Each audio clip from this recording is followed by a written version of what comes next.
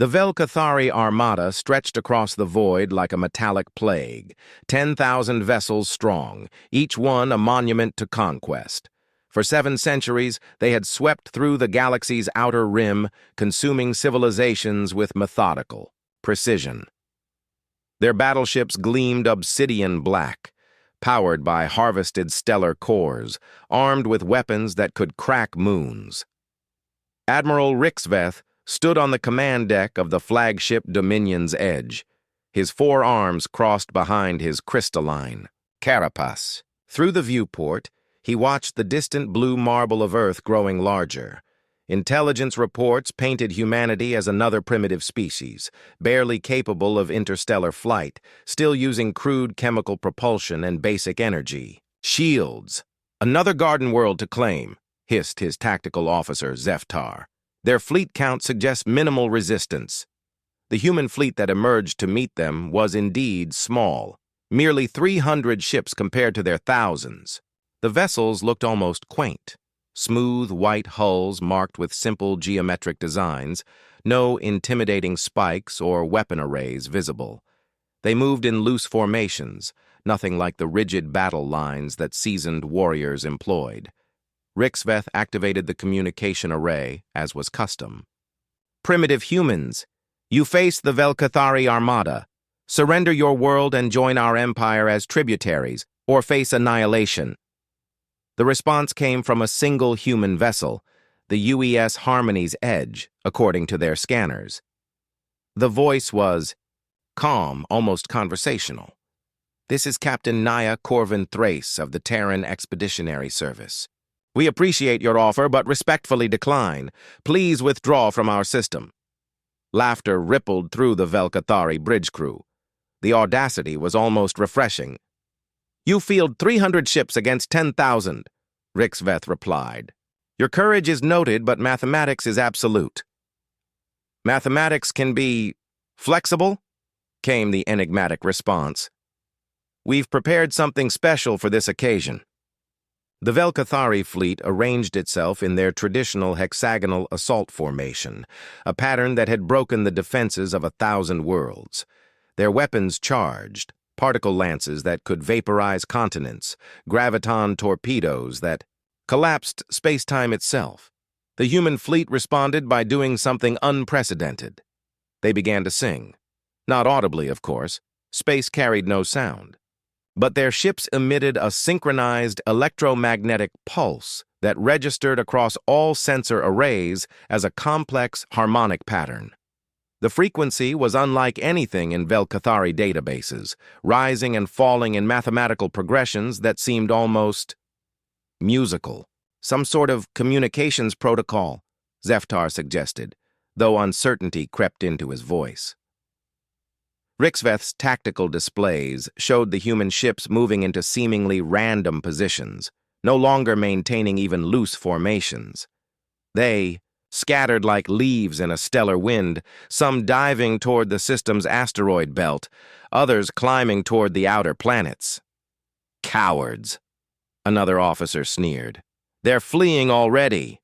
But Captain Corvin Thrace's voice came again, tinged with something that might have been sympathy. Admiral Rewrote, your empire has rules, protocols, tried and tested methods. We understand. They've served you well for 7 centuries, you say.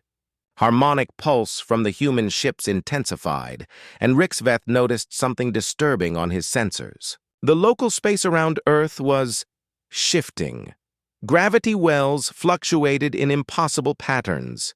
Electromagnetic fields twisted into configurations that defied physics. The thing about rules, Corvin Thrace continued, is that someone has to enforce them. And out here, on the edge of everything you know. Her voice carried across the void with quiet certainty.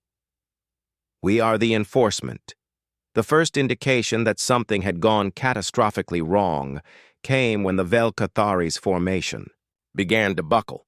Ships that should have been maintaining precise hexagonal positioning found themselves drifting, their navigational systems registering impossible readings. Report! Rixveth barked, his 4 arms working frantically across his command console. "Sir, our fleet coordination matrix is fluctuating." Zeftar's voice carried an edge of panic. "Ships are reporting navigational discrepancies of up to 40 degrees, but that's impossible. Our quantum-locked positioning systems don't malfunction."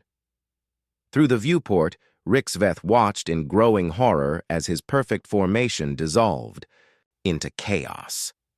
The Void Reaper, a dreadnought that should have been directly to starboard, was somehow simultaneously above and below their position. His sensors insisted both locations were correct. The human ships, meanwhile, moved with impossible precision through the distorted space. They wove between the confused Velkathari vessels like dancers following choreography written in dimensions the enemy couldn't perceive. "Analysis of the human electromagnetic emissions," demanded Rixveth. The science officer, Nixtel, manipulated holographic displays with trembling appendages. "Admiral, they're not just sending signals, they're rewriting local space-time. The harmonics are... I don't understand how this is possible. They're treating fundamental forces like variables in an equation."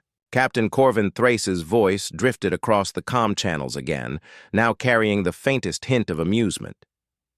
"Your species excels at brute force, Admiral. Overwhelming firepower, superior numbers, technological intimidation. Very effective against civilizations that play by the same rules." A Velkathari heavy cruiser fired its main particle lance at the Harmony's edge. The beam, capable of punching through a moon, struck empty space. The human ship was exactly where it had been targeted, but also somehow wasn't. "We learned something interesting during our first contact with truly alien intelligence," Corvin Thrace continued. "The beings we call the architects showed us that reality is far more negotiable than most species assume. They taught us to see physics not as laws, but as suggestions." Rixveth's fleet was now scattered across a volume of space that his computers insisted was both enormous and microscopic. Some ships reported being light years away. Others claimed to be occupying the same coordinates as vessels they couldn't see or detect. "Sir," Zeftar whispered, "we're losing ships. Not to weapons fire, they're just ceasing to exist in our reality." The tactical display showed dozens of Velkathari vessels winking out of existence, their last transmissions describing impossible geometries and paradoxical positions. They weren't being destroyed. They were being edited out of local space-time. "You built your empire on the assumption that the universe has fixed rules," Corvin Thrace observed. "Bigger guns, thicker armor, faster drives, all variations on the same theme. But what happens when someone changes the theme entirely?" The remaining human ships began to converge on the flagship, moving through folded space in patterns that made Rixveth's optical organs ache to observe. They seemed to exist in multiple positions simultaneously, approaching from directions that didn't correspond to any coordinate system. "Admiral," Nixtel reported, voice breaking, "I'm reading temporal distortions around the human vessels. They're not just manipulating space, they're editing causality itself. Effects are preceding causes. Some of our ships are taking damage from weapons that haven't been fired yet." The Harmony's edge materialized directly in front of the flagship, impossibly close, its hull gleaming with energies that registered across spectrums that shouldn't exist. Its weapons remained unpowered, its shields down. It presented no threat in any conventional sense. Yet Rixveth felt a primal terror grip his consciousness as he realized the truth. Humanity hadn't just learned to break the rules of warfare. They had learned to rewrite the fundamental nature of reality itself. "This is your final warning, Admiral." Corvin Thrace's voice was gentle, almost kind. "Withdraw your forces and never return to human space. We'd prefer not to demonstrate what happens when we stop being polite about enforcing our version of physics." Around them, the twisted space began to writhe with possibilities that defied comprehension. 3 years earlier, the deep space exploration, Vessel Meridian's call had detected an anomaly in the Kepler 442 system, a perfect sphere of exotic matter, 2 kilometers in diameter, drifting in the void between planets. The object defied scanning, its surface reflecting not light, but concepts, showing viewers glimpses of mathematics that shouldn't exist. Dr. Vex Talon Quinn, humanity's foremost xenological theorist, had led the first contact team. What they found inside the sphere changed everything. The architects, beings of pure thought given form through will alone, had transcended physical existence eons ago. They existed as living equations, consciousness expressed through the manipulation of fundamental constants.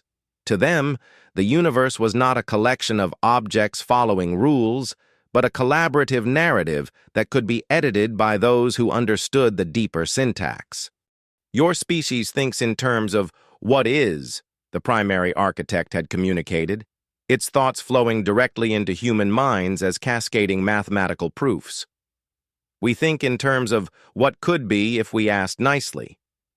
The gift they offered was profound, the ability to perceive reality as a mutable construct, to understand that the laws of physics were merely the universe's default settings. But the gift came with a warning. Such power required wisdom, restraint, and an understanding that changing reality carried consequences across dimensions of existence most minds couldn't comprehend. Now, as the BlackHFY Armada faced the results of that teaching, Admiral Rixveth began to understand the true scope of humanity's evolution.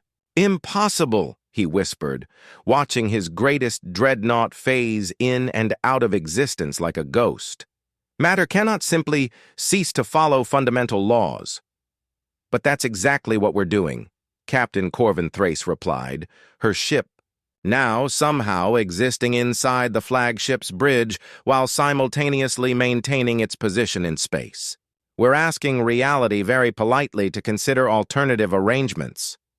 The bridge crew of the Dominion's Edge stared in shock as the human captain appeared among them, not as a hologram or transmission but physically present, her feet planted firmly on their deck plating while her ship remained visible through the viewport. She was smaller than they'd expected, her pale skin marked with intricate geometric tattoos that seemed to shift and flow like living mathematics. Her eyes held depths that suggested she was perceiving realities beyond their dimensional framework.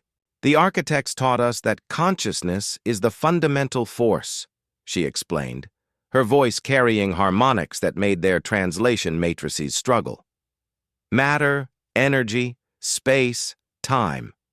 These are all expressions of aware observation. Change the observer, change the observed."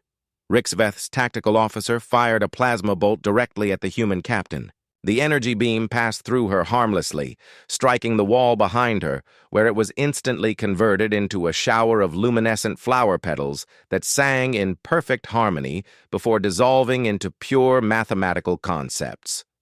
"Violence is such a limited approach," Corvin Thrace observed sadly. "You're trying to solve a philosophical problem with kinetic energy. It's like trying to repair a symphony with a hammer." Around them, the remaining BlackHFY fleet found themselves trapped in increasingly surreal situations. Some ships discovered their weapons had been replaced with crystalline formations that generated poetry in colors that didn't exist.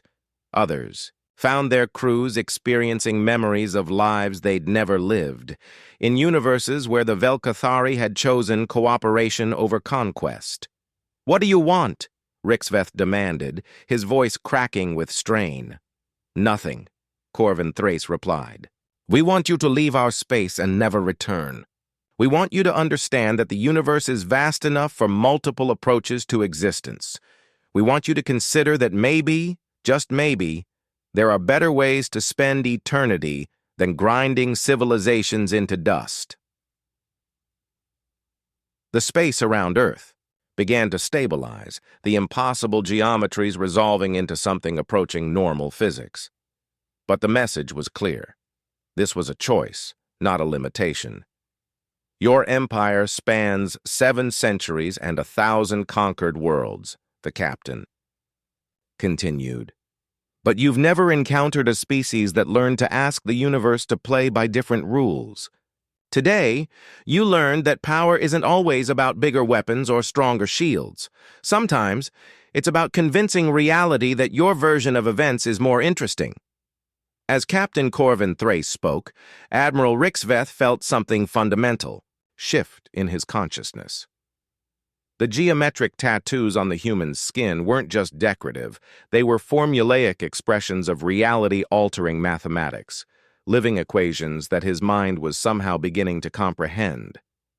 "You're changing us," he whispered, horror and fascination warring in his voice. "Just by being here, you're rewriting our neural pathways." "Not changing," she corrected gently. "Revealing.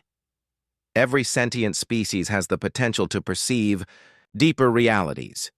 The architects showed us that consciousness itself is the universe's method of understanding its own nature.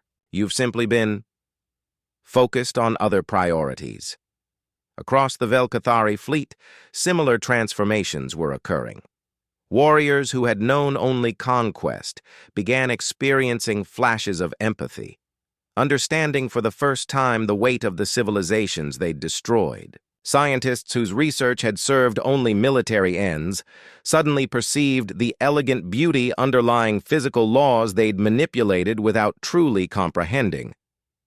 Commander Kelthai of the destroyer Crimson Blade found himself staring at a tactical display that now showed not just enemy positions, but the dreams and hopes of every living being within sensor range. The weight of it brought him to his knees.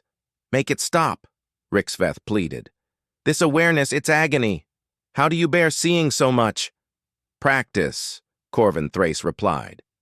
"And the understanding that consciousness is not a burden, but a gift. You've spent centuries closing your minds to everything except conquest. Opening them again naturally feels overwhelming." The human fleet began to move through the scattered Velkathari formation, but not to attack. Instead, they established what could only be described as teaching positions, each human vessel paired with several enemy ships, their reality-altering fields creating pockets of space where different physical laws applied. In these zones, Velkathari, crews experienced impossible visions, their weapons transforming into instruments of creation rather than destruction, their armor becoming gardens that bloomed with alien life, their warships' hulls growing transparent to reveal the beauty of the stars beyond. "This is torture," Zeftar gasped, his carapace flickering with patterns of light that matched the human captain's tattoos. "You're forcing us to feel everything." "Not everything," Corvin Thrace said. "Just more than you're used to. The universe has been trying to teach you for centuries, but conquest makes for poor students. Now you're getting a crash course in cosmic perspective." One by one, Velkathari ships began to power down their weapons. Not from defeat, but from a growing understanding that the tools of war were suddenly, inexplicably irrelevant. Some crews reported that their particle cannons had become instruments for composing interstellar music. Others found their torpedo launchers now produced seeds that could terraform dead worlds in minutes. The architects warned us about this. Corvin Thrace continued, her form beginning to shimmer as she prepared to return to her own reality framework. "They said that consciousness is contagious, that true awareness spreads from mind to mind like wildfire. They experienced it themselves eons ago, the moment they chose to see beyond the boundaries of conventional existence."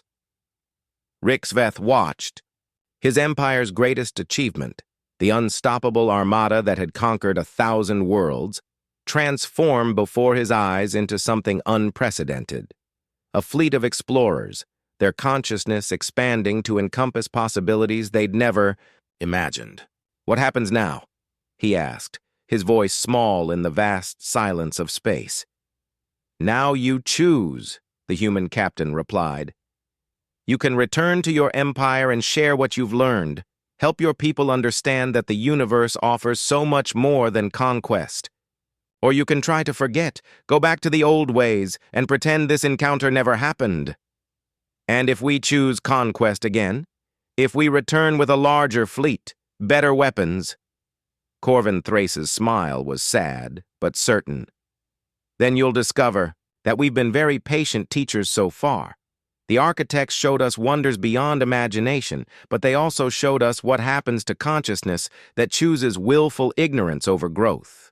The implications hung in the void like distant stars, beautiful and terrifying in their vastness.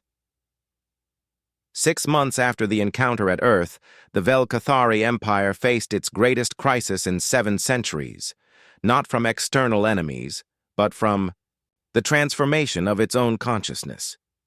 The ships that returned from the failed conquest brought more than tactical reports.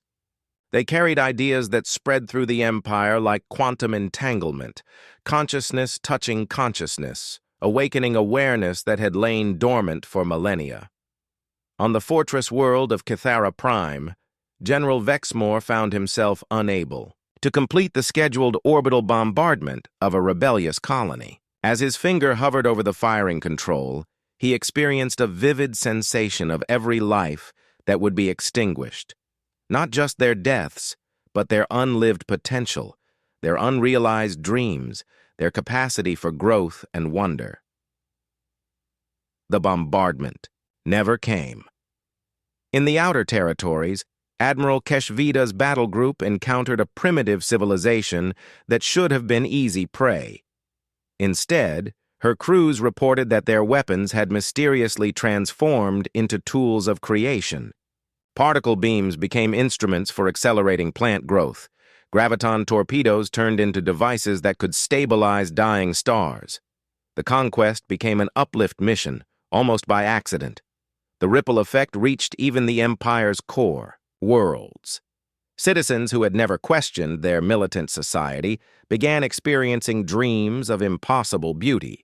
Visions of galaxies where civilizations collaborated rather than competed, where technology served consciousness rather than dominating. Rixveth, still bearing the geometric patterns that had appeared on his carapace after his consciousness expansion, chose his words carefully. Majesty, it wasn't weakness they showed us.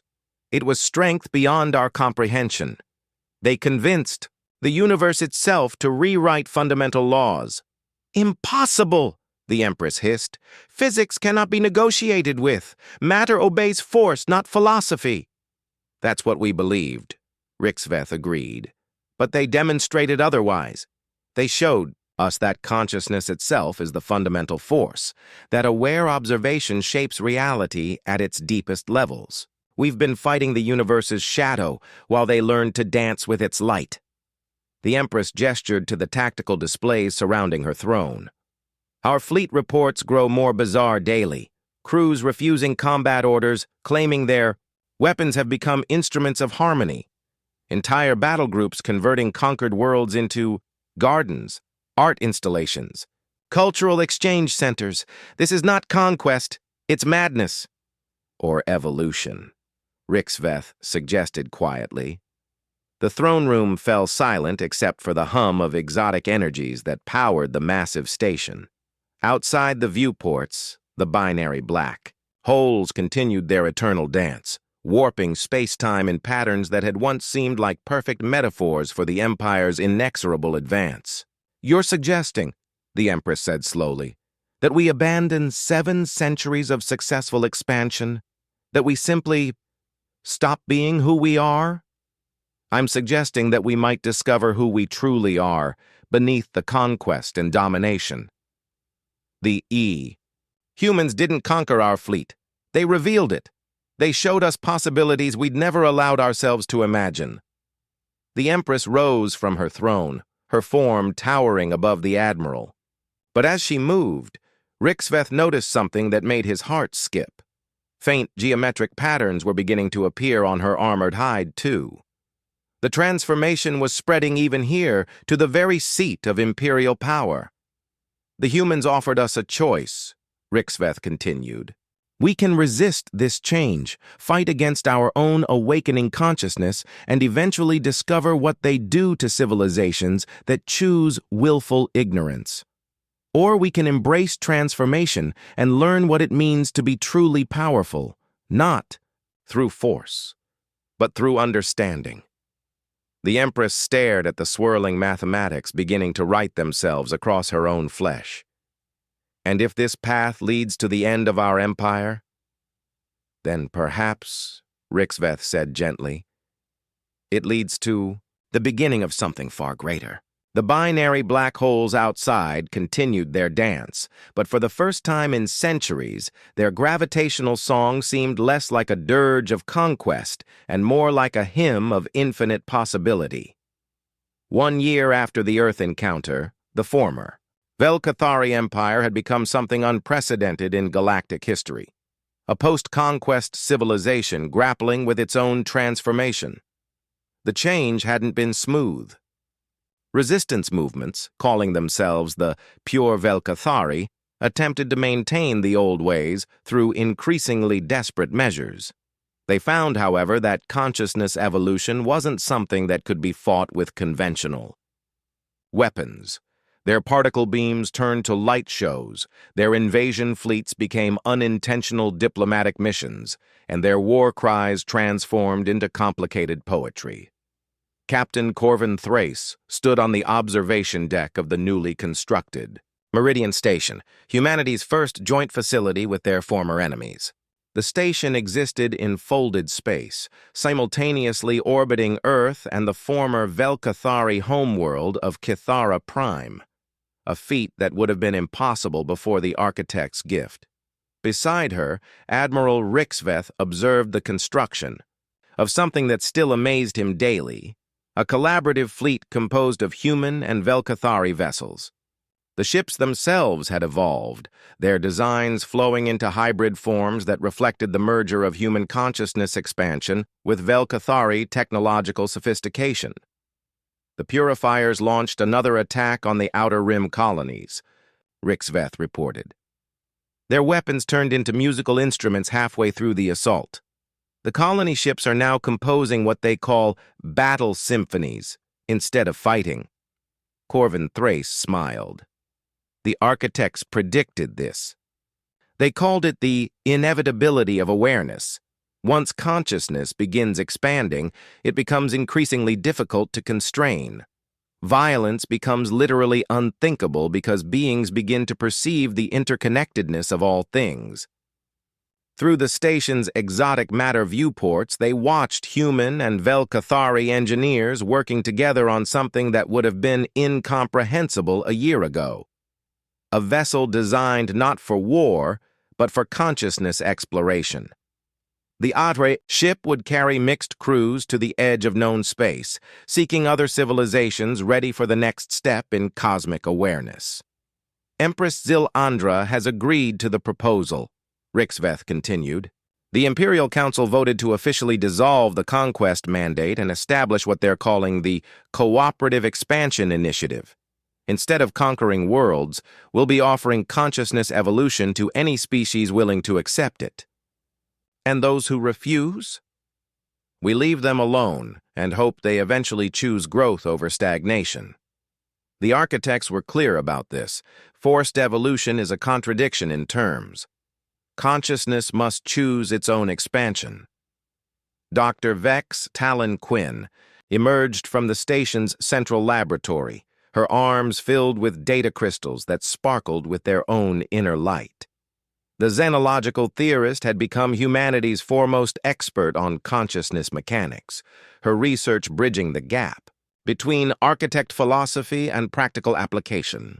The latest test results are remarkable, she announced. We've successfully induced voluntary consciousness expansion in 3 different species: the aquatic Nethkali, the crystalline Varix collective, and the hive-minded quantum singers. Each species experienced the transformation differently, but all reported the same fundamental shift, the sudden understanding that the universe is far stranger and more wonderful than they'd ever imagined. Corvin Thrace nodded. How many species have we made contact with now? 47, Vex replied. 31 have chosen to begin the consciousness expansion process. 12 are still considering. 4 have asked us to return in a century when they're more ready for cosmic perspective. And the remaining 2? The hegemony of pure thought and the iron hierarchs. Both species have declared us enemies of their social order. They've formed an alliance specifically to combat what they call the consciousness plague. Rixveth's carapace flickered with patterns of concern. How large is their combined fleet? Approximately 15,000 vessels, Vex reported. They've been studying our encounter with the BlackHFY, trying to develop countermeasures against reality manipulation. They believe that sufficient firepower can overcome consciousness expansion. The 3 beings stood in contemplative silence, watching the stars wheel slowly beyond the station's hull. Finally, Corvin Thrace spoke. The architects warned us this would happen. They said that for every civilization that chooses growth, there would be others that choose fear. The universe is vast enough for both, but sometimes they collide. What do we do if they attack? Rixveth asked. We remember that we're not trying to conquer or defeat them, Corvin Thrace replied. We're trying to show them that there are better ways to exist. Even if they come with 15,000 ships, even if they've developed weapons specifically designed to disrupt consciousness fields, they're still operating under the assumption that force determines reality. And we know better? We know that consciousness determines reality. Force is just one tool among many, and not a particularly elegant one. Outside, the hybrid fleet continued its graceful formations, each vessel a testament to the possibility of transformation. The hegemony of pure thought and the iron hierarchs arrived at the edge of human space with the largest fleet in recorded galactic history. 25,000 vessels, each one designed specifically to counter consciousness-based reality manipulation. Their weapons channeled pure negation energy, their shields generated fields of absolute determinism, and their hull plating was forged from crystallized skepticism. Supreme Hegemon Vorth Az commanded the fleet from the bridge of the fortress ship. Inevitable logic, his cybernetic implants calculating optimal firing solutions for maximum psychological impact. Beside him, Iron Hierarch Zex Thul's mechanical form clicked and whirred as he analyzed the pathetic human response. A mere 1,000 ships arranged in seemingly random patterns around Earth. Scan the enemy formations, Vorth Az commanded. Their consciousness manipulation requires specific geometric alignments. Disrupt the patterns and their reality-warping abilities should collapse. The combined fleet opened fire with weapons that had been specifically designed to shatter illusion and impose brutal, uncompromising reality. Negation beams lanced through space, each one carrying the concentrated skepticism of entire civilizations. Probability collapse warheads exploded in flowers of pure determinism. Nothing happened. The human fleet continued its gentle dance through the void, completely unaffected by weapons that should have stripped away their reality-altering capabilities. If anything, they seemed to be welcoming the attack, their ships' hulls glowing with soft patterns that grew brighter under the assault. "Report!" Vorth Az snarled. "Sir," his weapons officer replied, voice tight with confusion. "Our weapons are firing normally, but the energy is being absorbed, converted. The human ships are treating our negation beams like nourishment." From the lead human vessel, a familiar voice spoke across the communication channels. Captain Corvin Thrace, now bearing the title of Consciousness Coordinator, addressed the attacking fleet with the same gentle tone she'd used with the BlackHFY 2 years earlier. "Welcome to human space," she said. "We appreciate your visit, though we're curious about your methods. You've brought weapons designed to impose a single version of reality, but you're operating in a region where multiple realities coexist peacefully. It's like trying to force a symphony to play only one note." Supreme Hegemon Vorth Az activated his ship's most powerful weapon, a reality anchor cannon that could lock space-time into absolute, unchanging patterns. The beam struck the human flagship directly, its energy designed to strip away all possibility except the most mundane, materialistic existence. Instead, the Harmony's edge began to sing, not metaphorically, but literally. The ship's hull resonated, with harmonics that made the attacking fleet's instruments register impossible readings. The reality anchor beam had been transformed into a conductor's baton, orchestrating a symphony of existence that encompassed possibilities the attackers had never imagined. "You've misunderstood something fundamental," Corvin Thrace continued, her ship now somehow existing in multiple dimensions simultaneously. "You think consciousness manipulation is a weapon to be countered, a trick to be defeated. But consciousness isn't a tool, it's the foundation of everything else." Around them, the space near Earth began to transform. The attacking fleet found themselves surrounded by manifestations of pure possibility, gardens that bloomed in vacuum, rivers of liquid light that flowed between the stars, creatures of living mathematics that danced through dimensions of thought and dream. "The architects didn't teach us to break reality," the human captain explained, her voice now carrying harmonics that touched minds across species barriers. "They taught us to recognize that reality was never broken in the first place. It was always vast, always strange, always full of possibilities that materialistic thinking couldn't perceive." Iron Hierarch. Zexthul's mechanical form began to sprout crystalline flowers as his cybernetic consciousness encountered concepts that required organic neural networks to process. "Impossible," he transmitted through failing vocal synthesizers. "Logic cannot be beautiful."